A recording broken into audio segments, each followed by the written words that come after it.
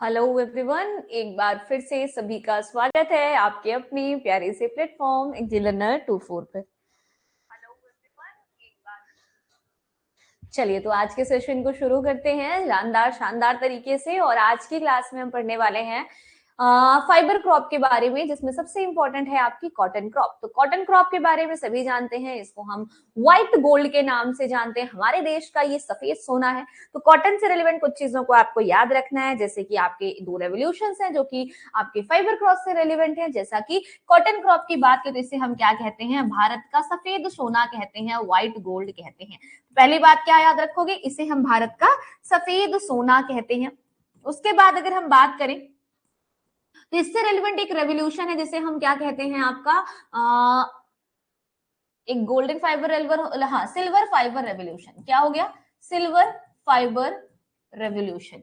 तो silver fibre revolution किससे relevant है, तो याद रखना कि आपकी सुनहरी क्रांति जो सिल्वर फाइबर रेवोल्यूशन है वो रेलिवेंट है आपका कॉटन क्रॉप से। दूसरी इंपॉर्टेंट चीज क्या है कि अगर हम जूट की बात करते हैं, जूट को हम क्या कहते हैं, जूट भी आपका एक तरह से फाइबर क्रॉप ही है, लेकिन इसका जो रेवोल्यूशन रेलिवेंट है वो है गोल्डन फाइबर, क्योंकि जूट का कलर आपने देखा होगा गोल्डन कलर का होता है। तो golden fibre revolution is relevant to the jute. Exactly clear है सभी को। चलो आगे बढ़े नेक्स्ट टॉपिक की तरफ। कॉटन को डिटेल में पढ़ेंगे थोड़ा सा अच्छे से। पहली बात तो कॉटन जो है ये आपका कल्टीवेशन ऑफ क्रॉप्स में जो कॉटन होते हैं, फाइबर क्रॉप की अगर हम बात करते हैं तो फाइबर क्रॉप में आप देखोगे कि सॉफ्ट स्टेम और बास्ट फाइबर फ्लोएम फाइबर के रूप में आप इन्हें देखोगे। These are sclerenchyma fibres associate with the phloem cortex of the stem of plant, their secondary tissue. Secondary phylum is the bast fiber. Important bast fiber are flax, jute और hemp etc.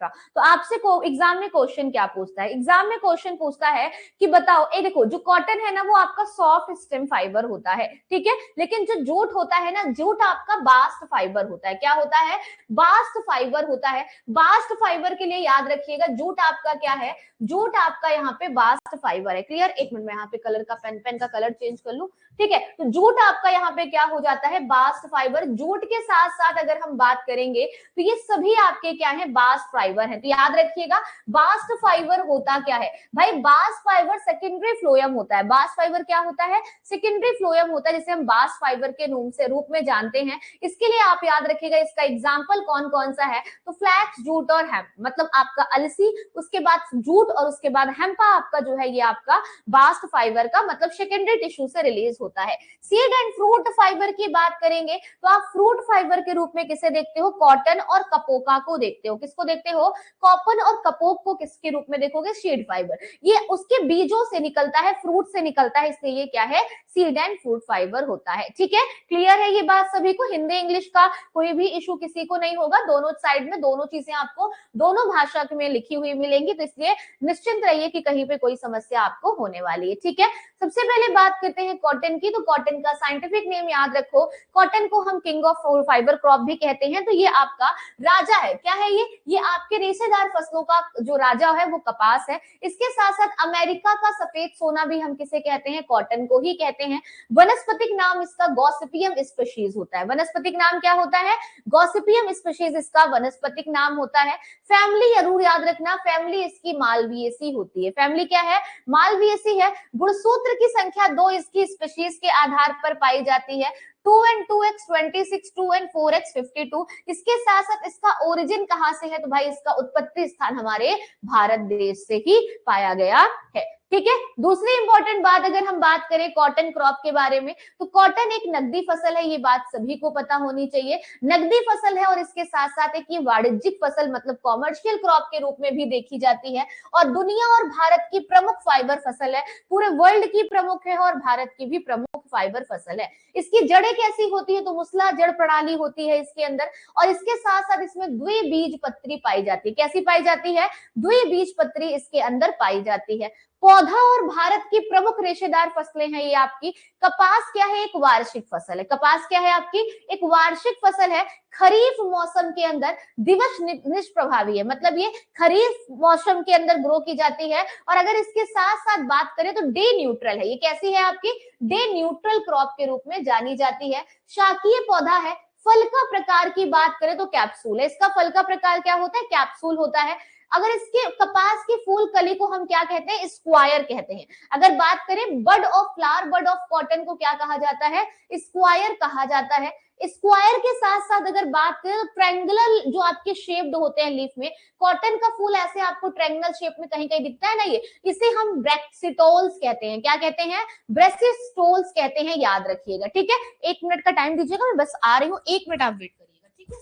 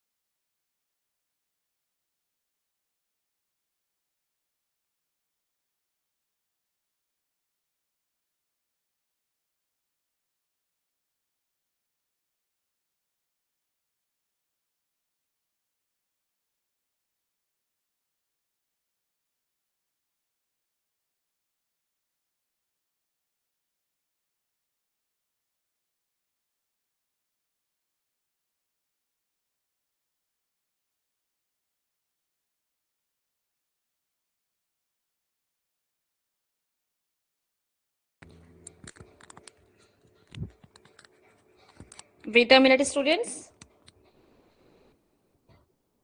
Okay then start करें। Okay चलो, तो यहाँ पे हम क्या पढ़ रहे थे, हाँ अगर एक बार फिर से रिवाइज करती हूँ। देखो कॉटन जो है आपकी, अगर हम बात करें तो कॉटन के जो फ्लावर के जो बड होते हैं उन्हें हम क्या बोलते हैं, उन्हें हम स्क्वायर बोलते हैं। क्या बोलते हैं, स्क्वायर बोलते हैं। अगर इसी के साथ साथ बात करें, square consist of 3 triangular shape. जो स्क्वायर होता है ना वो 3 ट्रायंगुलर शेप से कवर होता है। देखो यहाँ पे आपके सामने दिख रहा होगा, ये आपका जो कॉटन का फूल है, इसको देखिए ये ट्रायंगुलर शेप से ऐसे ऐसे क्या है, कवर है। ये क्या है, ऐसे ऐसे कवर है। जो ये कवरिंग इसके पास ये कॉटन के फ्रूट में हुई है ना, इसी को हम ब्रेसिलोट्स बोलते हैं। क्या बोलते हैं, ब्रेसिटोल्स बोलते हैं। एग्जैक्टली क्लियर है सभी को, याद रखिएगा। इसी कवरिंग को जो कि ट्रायंगुलर शेप की दिखती है, इसे हम क्या बोलते हैं, ब्रैक्टियोल्स बोलते हैं। एग्जैक्टली मैं इसको प्रोनाउंशिएट नहीं कर पाती, तो थोड़ा सा आप ध्यान दीजिएगा, ब्रैक्टियोल्स इसको बोलते हैं। क्लियर है सभी को। तो यहाँ पे अगर बात करें फ्लावर का जो बड है वो कितने दिनों में ओपन होता है, तो ये 18 से 24 दिनों के अंदर जो फ्लावर का बड होता है ना,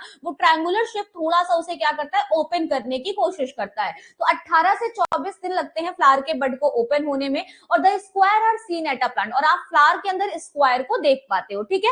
and the cotton fibre is simply elongation of outgrowth and epidermal cell. जो कॉटन फाइबर्स होते हैं उनके अंदर एपिडर्मल ग्रोथ देखने को मिलती है, और ये शीड कोट के कारण होता है। एक चीज और याद रखिएगा, long outgrowth from a staple और लिंट। आपको जो यहाँ पे जो लॉन्ग जो आउटग्रोथ देखने को मिलती है ना, जो आपको आपको ये लंबी इसके बाहर ग्रोथ आपको देखने को मिलती है, उसे हम क्या कहते हैं, उसे हम स्टेपल या लेंट कहते हैं। याद रखना, जो ये आपको लंबी ग्रोथ आपको बाहर की तरफ देखने को मिलती है ना, उसे हम क्या कहते हैं, हाँ यहाँ पे देखो, ये आपको जो लंबी ग्रोथ ऐसे ऐसे बाहर की तरफ देखने को मिल रही है, इसे हम स्टेपल और लेंट कहते हैं। क्या कहते हैं, स्टेपल और लेंट कहते हैं। ये दोनों बातें आपको यहाँ पर क्लियर रखनी है। इसके साथ साथ आपको क्या याद रखना है, और अगर ये वृद्धि छोटी होती है और अगर यही वृद्धि क्या होती है, शॉर्ट होती है, तो इसे हम क्या कहते हैं, फज कहते हैं। क्या कहते हैं, फज कहते हैं। ये भी बात यहाँ पर याद रखिएगा, ठीक है। इतनी बातें आपको यहाँ से क्लियर हो गई।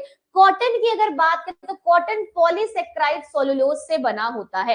कॉटन के लिए क्वेश्चन हमेशा एग्जाम में पूछा जाता है कि कॉटन किससे बना होता है, तो याद रखिएगा कॉटन हमेशा पॉलीसेक्राइड सेलुलोज से बना होता है। देखो मैं फिर से बोल रही, स्टार्टिंग की ये 2 स्लाइड्स आपको पेपर में क्वेश्चंस ला करके देती हैं, तो इसलिए मैंने सारी चीजों को एक जगह पे लिखा है कि कोई भी टॉपिक आप चाह करके भी छोड़ ना पाओ। तो इस बात का ध्यान दीजिएगा, ये सारे टॉपिक्स आपको यहाँ पर पता होने चाहिए, ठीक है। अब आइए क्लासिफिकेशन ऑफ कॉटन की बात करते हैं। क्लासिफिकेशन की कंडीशन में कॉटन में आप कुछ चीजों को ध्यानपूर्वक देख पा रहे होंगे, जैसे कि क्लासिफिकेशन ऑफ कॉटन में पहला कॉटन है देसी कॉटन। देसी कॉटन के अंदर नंबर ऑफ सेट्स ऑफ क्लोरोसोम्स कितने होते हैं, तो 13 होते हैं। कितने होते हैं, 13। और अगर इनटू में करोगे तो 2n में 26 आपको देखने को मिलेंगे। इसका साइंटिफिक नेम, देसी कॉटन में आता कौन कौन है भाई, गॉसिपियम आर्बोरेटम और गॉसिपियम हर्बेशियम, ये दोनों क्या होते हैं, आपके देसी कॉटन होते हैं, जिनके अंदर गुणसूत्र 2n26 पाया जाता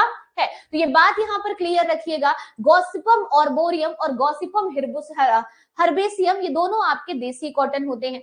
अमेरिकन कॉटन की बात करें तो सिंगल सेट में 26 क्रोमोसोम्स हैं, डबल सेट में इसके दुगने कर लो। तो स्पाइसेस आर कौन कौन से, गॉसिपम हिरसुटम, यहाँ पे हर्बेशियम है, यहाँ पे हिरसुटम है, और गॉसिपम बारबेंडिस, ये दोनों क्या होते हैं, आपके अमेरिकन कॉटन होते हैं। तो क्लियर रखिएगा, मैंने आपके सामने दोनों चीजों को यहाँ पर क्लियर कर दिया है। पेपर में 2 क्वेश्चन यहाँ से ऐसे पूछ सकता है, तो इस चीज को क्लियर रखेंगे, ठीक है। आइए अब नेक्स्ट बात करते हैं गॉसिपियम ऑर्बेरियम की। तो जो गॉसिपियम ऑर्बेरियम है, ये भारत में सबसे ज्यादा विस्तृत रूप में देखा जाता है, विस्तृत रूप में देखा जाता है। तो भारत के अंदर कौन सा है, गॉसिपियम ऑर्बेरियम है, व्यापक रूप से वितरित होता है। अगर इसकी लंबाई की बात करें, जो इसका रेशा होता है वो कितना छोटा कितना मोटा होगा, तो याद रखिए 1.25 से 2.10 सेंटीमीटर तक इसका जो रेशा होता है वो पाया जाता है। दूसरा है गॉसिपियम हिरसुटम। गॉसिपियम हिरसुटम की बात करें, इसे हम अमेरिकी कपास कहते हैं। अमेरिका के अंदर सबसे ज्यादा ग्रो किया जाता है, और इसकी लंबाई की बात करें तो 1.8 से 3.1 सेंटीमीटर क्या होती है, उससे अधिक भी हो सकती है। तो भाई गॉसिपियम हिरसुटम से ज्यादा, गॉसिपियम ऑर्बेरियम से ज्यादा गॉसिपियम हिरसुटम की लंबाई होती है, ठीक है। यह प्रजाति कपास के लगभग 50% क्षेत्र को कवर करती है, मतलब ज्यादातर जगहों पर 50% में गॉसिपियम हिरसुटम की ही खेती की जाती है, ठीक है। नेक्स्ट है गॉसिपियम बारबेंडिस। गॉसिपियम बारबेंडिस की बात करेंगे तो आमतौर पर समुद्री आइलैंड कॉटन के रूप में जाना जाता है। तो याद रखिएगा, समुद्री आइलैंड कॉटन के रूप में हम किसे जानते हैं, गॉसिपियम बारबेंडिस को जानते हैं, ठीक है। अगर इसकी बात करें तो मिस्र और यूएसए से इसका जो अधिक लंबे स्पेटल कॉटन शामिल है, मतलब जो इसके स्टेपल होते हैं वो थोड़े लंबे होते हैं। याद रखिएगा, अधिक लंबे स्टेपल किसमें पाए जाते हैं, गॉसिपियम बारबेंडिस के अंदर पाए जाते हैं, ठीक है। अब कह रहे वृद्धि और विकास के लिए इष्टतम तापमान कितना होता है, तो तापमान आपको याद रखना है 21 से 27 डिग्री सेल्सियस। कितना याद रखना है, 21 से 27 डिग्री सेल्सियस इष्टतम तापमान याद रखना है। दूसरा है मिट्टी का प्रकार, तो कपास की काली मिट्टी या काली मिट्टी 5.5 से 8.5 के पीएच मान के लिए सबसे ज्यादा सुटेबल होती है। हमारे यहाँ भारत में सबसे ज्यादा कपास की खेती महाराष्ट्र रीजन के अंदर की जाती है, जहां पर काली कपासी मृदा मतलब काली मिट्टी जहां पर ज्यादा पाई जाती है, ठीक है। चलो सीड रेट याद करो यहां से फटाफट से। देसी कॉटन का सीड रेट होता है 10 से 18 किलोग्राम प्रति हेक्टेयर। कितना, उसके बाद स्पेसिंग की बात करेंगे तो 60 से 30 सेंटीमीटर। अमेरिकन की 15 से 25 किलोग्राम, स्पेसिंग 60 से 45 सेंटीमीटर। हाइब्रिड कॉटन की 2 से, यहां से ये क्वेश्चन हाइब्रिड का पूछा गया है, 2 से 3 किलोग्राम, स्पेसिंग 90 से 60 सेंटीमीटर। 1 से 1.5 किलोग्राम प्रति हेक्टेयर, स्पेसिंग 100 से 150, 100 गुणे 100 सेंटीमीटर। और शील्ड शुड डिलिंटेड बिफोर सोइंग। देखिए कॉटन में एक प्रोसेस की जाती है जिसे हम कहते हैं डीलिंटेड। क्या कहते हैं? डीलिंटिंग कहते हैं। मैं पूरा लिख दूं, डीलिंटिंग कहते हैं। अगर डीलिंटिंग की प्रोसेस की बात करें तो कहां पे की जाती है? कॉटन के अंदर की जाती है। कैसे की जाती है भाई डीलिंटिंग की प्रोसेस? तो याद रखिएगा, इसको हम करते हैं कंसंट्रेटेड सल्फ्यूरिक एसिड से। किससे करते हैं? कंसंट्रेटेड सल्फ्यूरिक एसिड से हम डीलिंटिंग की क्रिया करते हैं। 70 से 100 ml पर केजी सीड के अंदर हम क्या यूज करते हैं? कंसंट्रेटेड सल्फ्यूरिक एसिड यूज करते हैं। कॉटन से सबसे ज्यादा अब तक पूछा जाने वाला सवाल, एकमात्र यही सवाल है जो बहुत बार एग्रीकल्चर एग्जाम्स में पूछा गया है। तो डिलिंटिंग किस में की जाती है? मतलब लिंट को रिमूव किस में करते हैं? कॉटन के अंदर करते हैं। और किससे करते हैं? हम यहाँ पे इसे करते हैं सल्फ्यूरिक एसिड से, कंसंट्रेटेड सल्फ्यूरिक एसिड से। ठीक है, 20 दर क्लियर हो गया सभी को। अब वेराइटीज पे आ जाओ। वेराइटीज की जब हम बात करेंगे तो यहाँ पे वेराइटीज में आपको बहुत सारी देखने को मिल जाएंगी, जैसे कि लोहित। लोहित आपकी बहुत ही फेमस वैरायटी है, लेकिन लोहित से भी ज्यादा फेमस वैरायटी है भाई हमारी दिग्विजय। कौन सी है? दिग्विजय हमारी उससे भी ज्यादा फेमस है। फिर उसके बाद जितनी भी लक्ष्मियां है ना हमारी, वो कॉटन में आ जाती हैं, जैसे कि महालक्ष्मी, धनलक्ष्मी, दोनों लक्ष्मी जी का ही अवतार, क्योंकि सोना हमारे यहाँ का क्या है? महालक्ष्मी जी को सोना बड़ा प्रिय है और कॉटन को हम सफेद सोना कहते हैं। उनकी सवारी उल्लू भी सफेद रंग की होती है। तो महालक्ष्मी और धनलक्ष्मी किसकी वैरायटी है? कॉटन की वैरायटी है। Clear everyone? उसके बाद सुजाता एक फेमस वैरायटी है, लेकिन इजिप्टियन क्लोवर के, इजिप्टियन कॉटन के रूप में हम इसे जानते हैं, ये भी याद रखना। उसके बाद सुवीन है। मारू विकास आपकी राजस्थान की फेमस वैरायटी है, ये भी याद रखिएगा, राजस्थान की है। इसके बाद आता है आपका H4। क्या आता है? H4 आता है। H4 की अगर बात करें तो पहली आपकी कॉटन की हाइब्रिड वैरायटी है। तो फर्स्ट कॉमर्शियल, वाणिज्यिक रूप से उगाई गई पहली हाइब्रिड वैरायटी आपकी कौन सी है? H4 है। किसके किसके क्रॉस से डेवलप हुई है? पेपर में खटाखट क्वेश्चन पूछता है, याद रखिएगा। G67 और G60 अमेरिकन नेक्टरलेस के क्रॉस से ये क्या की गई है? डेवलप की गई है। ठीक है, इसके साथ साथ इसको डेवलप करने वाले भाई साहब हमारे कौन से? तो डॉक्टर सीटी Patel of Gujarat agriculture university के अंदर 1970 में उन्होंने इसको क्या किया था? डेवलप किया था। तो पहली बात क्या याद रखोगे कि डॉक्टर सीटी पटेल के द्वारा कॉटन का हाइब्रिडाइजेशन किया गया, कॉटन में हाइब्रिड डेवलप किया गया था 1970 के अंदर। कहां पर? गुजरात एग्रीकल्चर यूनिवर्सिटी के अंदर। ठीक है, उसके बाद आती है वरालक्ष्मी। कौन आती है? वरालक्ष्मी आती है। First inter specific hybrid. ये क्या है? पहली अंतर प्रजाति किस्म आपकी कौन सी है? आपकी इंट्रा स्पेसिफिक हाइब्रिड है आपकी वरालक्ष्मी। और अगर इसकी बात करें तो किसके किसके क्रॉस से बनी है? क्रॉस के लिए याद रखिएगा, गॉसिपम हिरसुटम, गॉसिपम बारबेंडिस के क्रॉस से कौन बना है? ये वैरायटी आपकी डेवलप की गई है। और ये वैरायटी कहां पे डेवलप की गई थी? तो यूएस, धारवाड़, कर्नाटका में इसे क्या किया गया था?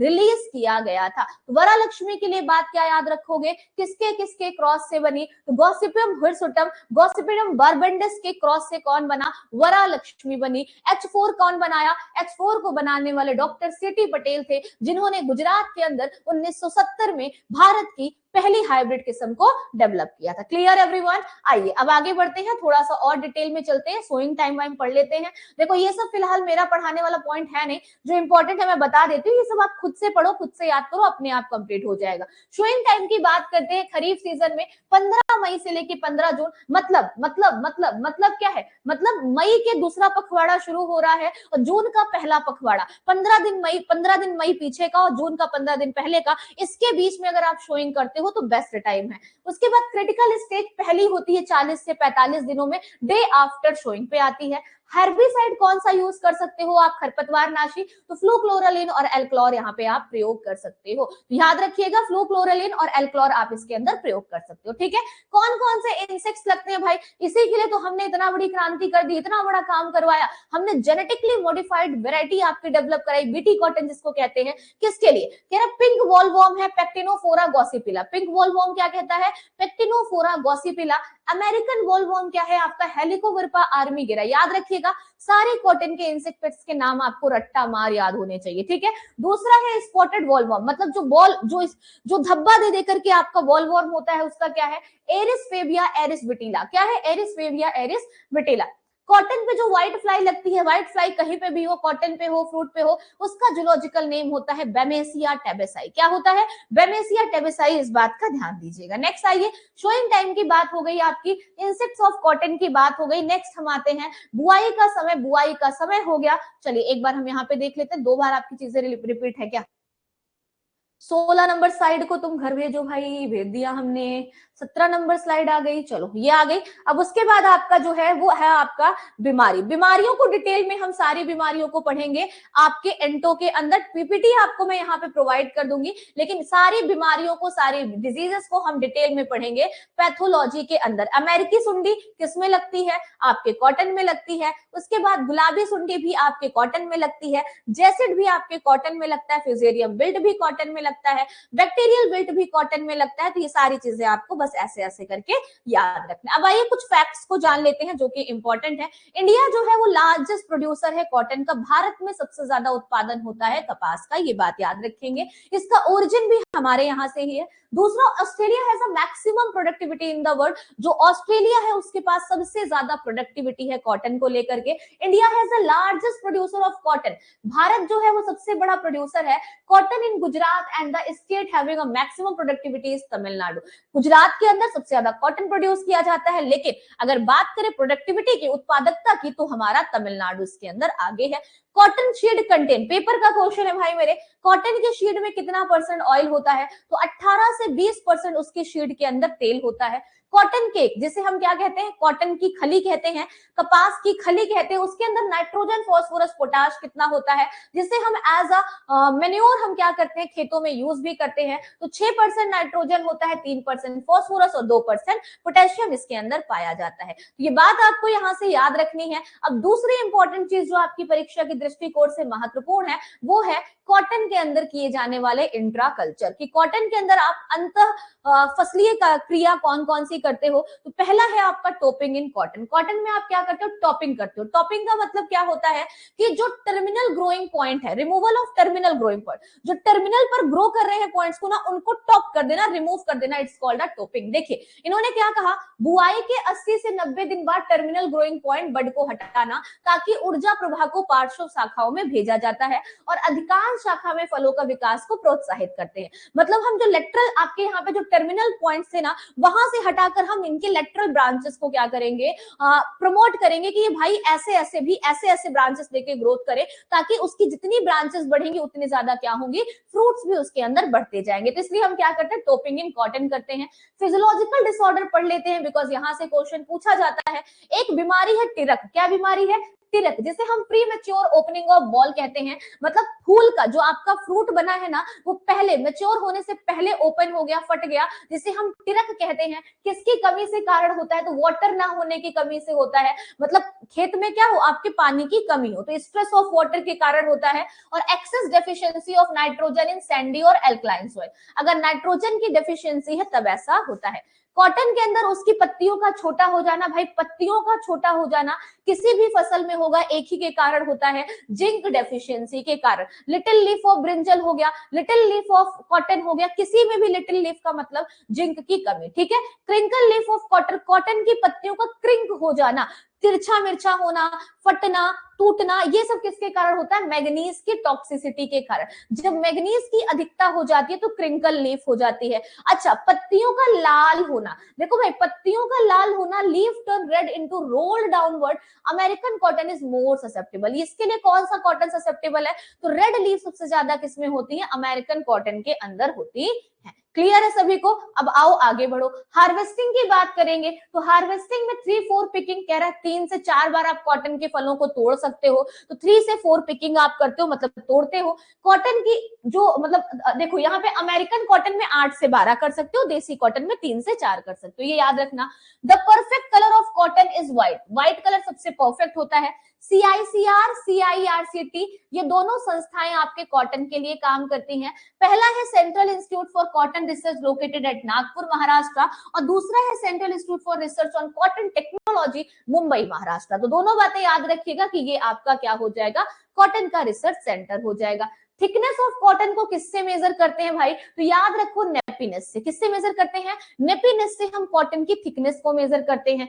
कॉटन की मजबूती को, स्ट्रेंथ को किससे मेजर करते हैं, तो माइक्रोनेयर से। किससे करते हैं, माइक्रोनेयर से कॉटन की मजबूती को मेजर किया जाता है। The maturity of cotton fibre, cotton fibre की मेच्योरिटी, कॉटन जो आपका है फाइबर वो मेच्योर हो गया, उसको किससे करते हैं, तो उसे हम एरेलोमीटर से करते हैं। किससे करते हैं, एरेलोमीटर से हम उसकी मेच्योरिटी को मेजर करते हैं। ठीक है, अब ये बातें आपकी यहां से क्लियर हो गई हो, तो आइए गिनिंग परसेंटेज पढ़ लेते हैं। गिनिंग परसेंटेज एक मोस्ट इंपॉर्टेंट थिंग है आपके एग्जाम के लिए, जिसे हम ओटाई भी कहते हैं। तो कह रहे कपास के रीचे के बीच के देखो जो कपास नहीं होता उसके बीच में जो बीज रुक जाते हैं ना, कभी कपास का फूल देखो छोटे छोटे ब्राउन ब्राउन उसमें बीज अटक जाते हैं, तो उन बीजों को उससे रिमूव करना क्या कहलाता है, गिनिंग कहलाता है। ठीक है, तो गिनिंग की बात करते हैं तो इन्होंने कहा कपास के रेशे से बीज को अलग करने की प्रक्रिया गिनिंग कहलाती है, ओटाई कहलाती है।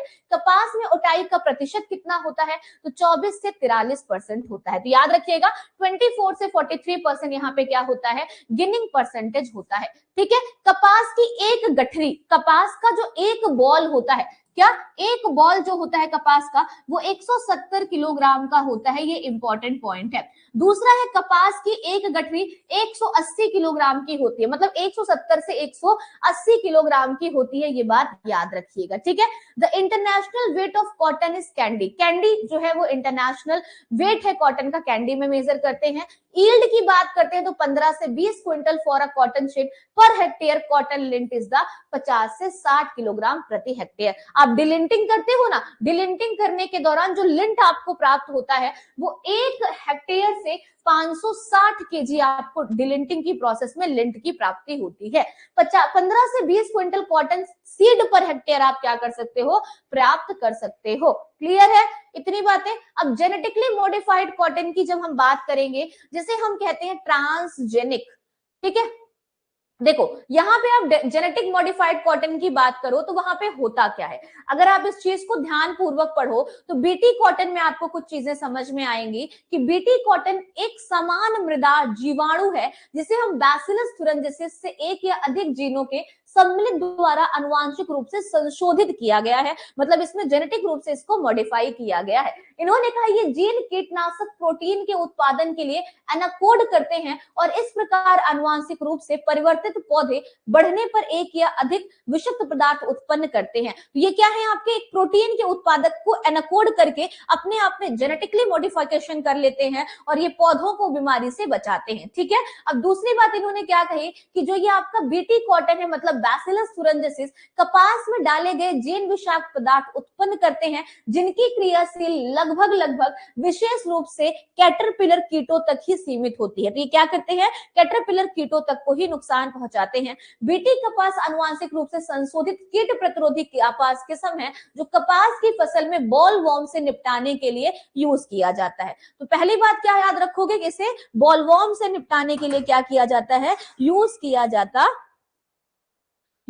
जाता है। ठीक है, अगर बात करें बीटी फसलें ट्रांसजेनिक फसलें होती हैं जो मृदा के जीवाणु बैसिलस थुरंजिसिस को डीएनए के से अनुवांशिक रूप में इंजीनियरिंग होती है, मतलब उनको हम क्या करते हैं, मॉडिफाइड करते हैं और उसके बाद उसको हम परिवर्तित करते हैं। क्लियर है सभी को इतनी चीजें, बताओ क्लियर हुई। तो ये आपका क्या, फिलहाल आपको इतनी सारी चीजें बीटी कॉटन से रेलिवेंट नहीं पढ़नी है, आपको बस इतना जानना है कि हम बॉलवॉर्म से बचाने के लिए बीटी कॉटन का प्रयोग करते हैं। और बीटी कॉटन क्या है, आपका बैसिलस थुरंजिसिस होता है, जो कि एक मृदा जीवाणु है जो पौधे तक पहुंच करके कॉटन को बॉलवॉर्म नामक बीमारी से बचाता है। ठीक है, क्लियर है। इससे ज्यादा डिटेल में आपको नहीं पढ़ना है, मैं बहुत ज्यादा डिटेल में आपको पढ़ाऊंगी भी नहीं कि आप बाद में चलो फिर भाई कंफ्यूज हो जाओ। बाकी कॉटन की क्रॉप आपकी यहीं पे अब एंड होती है। ठीक है, तो कॉटन आपने पढ़ लिया, इसके बाद आपकी जो क्रॉप बचती है मस्टर्ड, आपको मैं पढ़ा दूंगी लास्ट, जब कुछ मिसलेनियस टॉपिक्स बचेंगे ना तो मस्टर्ड को हम उसमें कवर कर देंगे। फिलहाल अभी के लिए आपका सीरियल हो गया, पल्सेस हो गया, ऑयल हो गया, फाइबर क्रॉप हो गया। कैश क्रॉप में अब देखो कॉटन आपका कैश क्रॉप में भी आता है, इसके साथ साथ शुगर केन और पोटैटो में आपको पढ़ा दूंगी कल की क्लास में। उसके बाद आपका जो ये एग्रोनॉमी का लेक्चर है वो खत्म होता है। ठीक है, तो एग्रोनॉमी में मोस्टली हमने सारे टॉपिक्स को खत्म कर दिया। अब इसके बाद हम शुरू करेंगे ड्राईलैंड एग्रीकल्चर। ड्राईलैंड एग्रीकल्चर को पढ़ लेंगे, वाटर हार्वेस्टिंग को पढ़ लेंगे, देन एग्रोनॉमी। फाइनली आपका खत्म हो गया आपके एग्जाम तक के लिए। तो अब आपकी रिस्पॉन्सिबिलिटी है कि आपको सारी चीजों को क्या करना है, रिवाइज करते पढ़ते रहना है, ठीक है। तो कल की क्लास में बता दे रही हूँ, मैं आज शेड्यूल भी कर दूंगी, आज की क्लास शेड्यूल नहीं हुई थी आपकी तो थोड़ा सा आप गड़बड़ हो गई, तो कल की क्लास आपकी शेड्यूल रहेगी। कल का टॉपिक पता रहे आप सभी को, कल की क्लास में हम पढ़ने वाले हैं कैश क्रॉप के बारे में, शुगर केन और पोटैटो के बारे में। Clear everyone? नेक्स्ट क्लास के लिए प्रिपेयर रहिए, ठीक है। और हाँ, कल एक चीज आपको और बता दूं कि अभय सर की जो क्लास हॉर्टिकल्चर की जो एप्लीकेशन पर होनी है, वो कल की क्लास आपके यूट्यूब पर होगी और वही क्लास आपके एप्लीकेशन पर अपलोड कर दी जाएगी। तो कल सुबह 8 बजे सभी बच्चे तैयार रहिएगा, कल की क्लास आपकी यूट्यूब पर ही होगी, ठीक है। तो इसके लिए प्रिपेयर रहेगा। मिलते हैं आप सभी से नेक्स्ट क्लास में, तब तक के लिए स्वस्थ रहिए, मस्त तरीके से पढ़ते रहिए सेशन में। कल मॉर्निंग वाले जुड़ना बिल्कुल भी मत भूलिएगा, ठीक है। Thank you so much. जय हिंद, जय भारत।